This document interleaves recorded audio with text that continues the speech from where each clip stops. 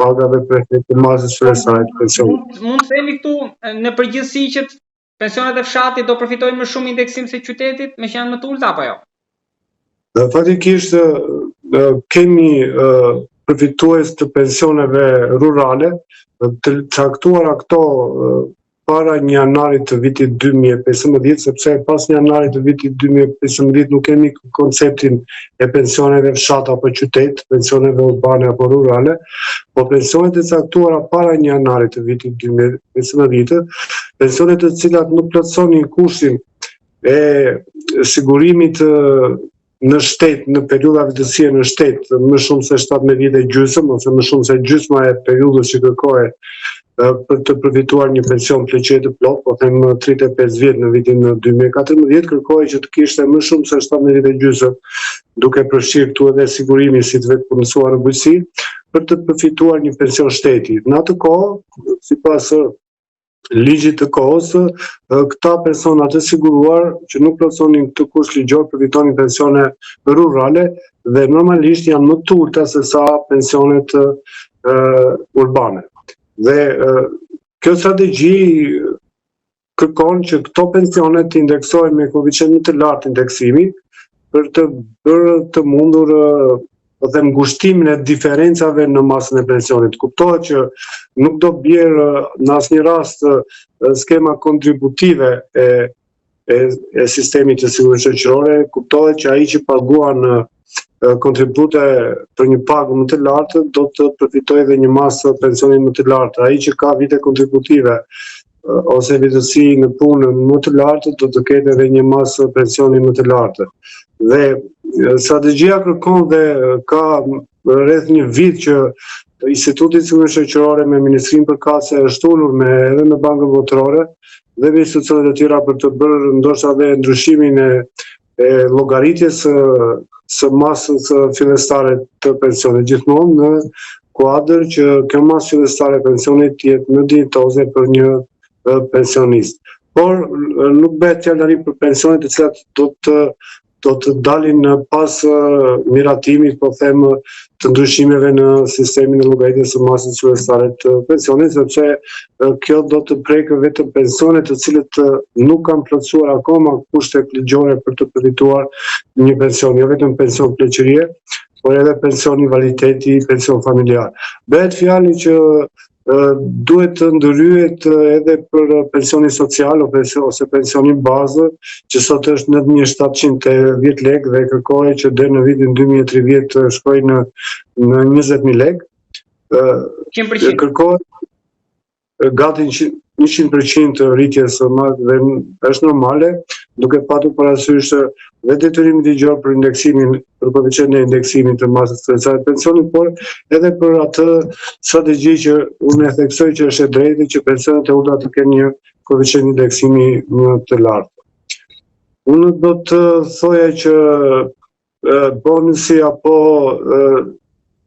shpërblimi i fundvitit që është parashikuar të jetë një pension i 13, normale që vetëm kjo do të ketë një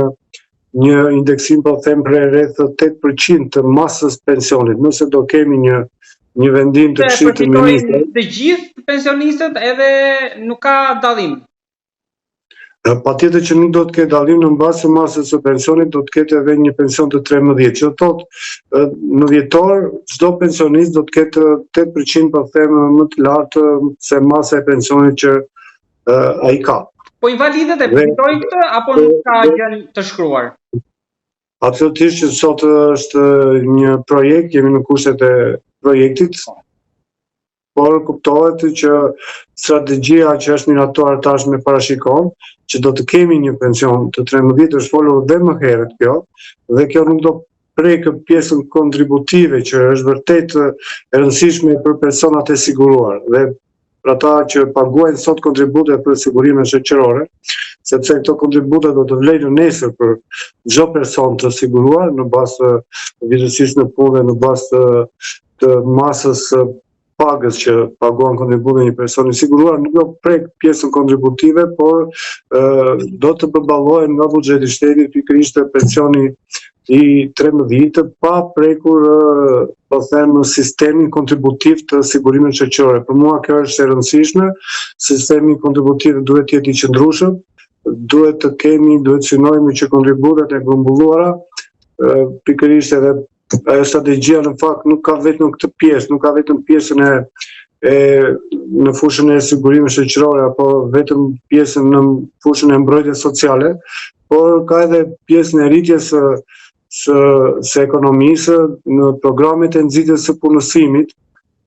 Tashmë do të vlejnë edhe pikërisht për rritjen e numrit të kontribuesve, për të bërë të mundur që edhe raporti i kontribues përfitues të jetë më i lartë, të kemi të ardhura më shumë, edhe atë që ka filluar që vjet Këshilli i Ministrave për të po them detyruar punëdhënësin që të deklarojë dhe të paguajë kontributet për sigurimin shoqëror për punëmarrësit për një pagë reale dhe jo siç ndodh deri dje, për një pagë minimale. Një kontribut minimal kuptohet dhe përfitimi nesër do të jetë minimal. Në momentin që një punëdhënës paguan kontributet për sigurimin shoqëror për pagën reale, për çdo punëmarrës, kjo do të bëj të mundur edhe rritjen e të ardhrave kontributive dhe kuptohet të ardhra kontributive do të synojnë më pas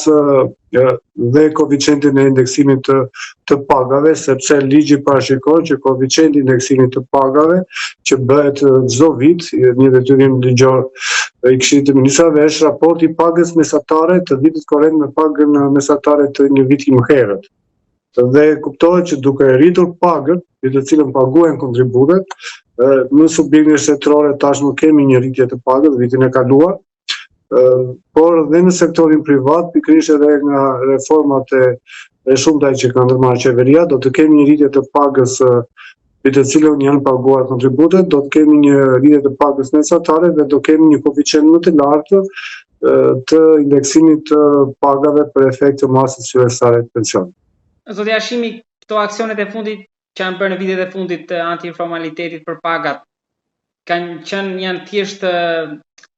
lëvizje boshe apo kanë ndikuar në mbushjen e arkës? Nuk janë, nëse nuk e kam përpara këtu statistikat, ndoshta në një ditë tjetër do të jem dhe do të ballafaqohemi dhe me statistikat, se sa ka ndikuar pikërisht këto reforma për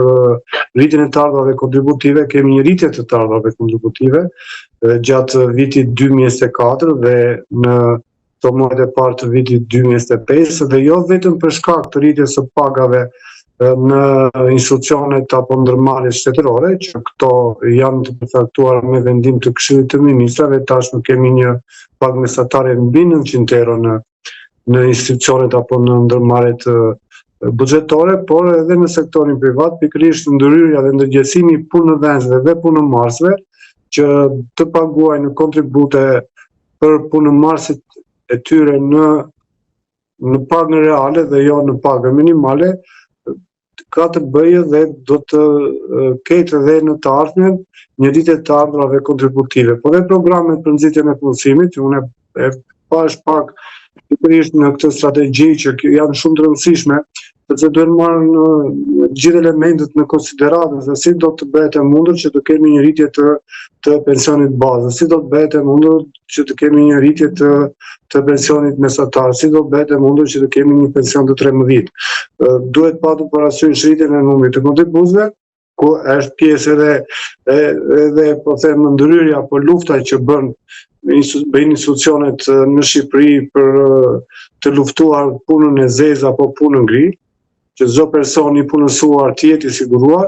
por edhe atë pjesën gri që çdo person i punësuar të paguhet me pagën që ai merr realisht kontributet për sigurimin shoqëror. Po dhe programet për nxitjen e punësimit do të bëjë të mundur edhe një ndihmë për biznesin,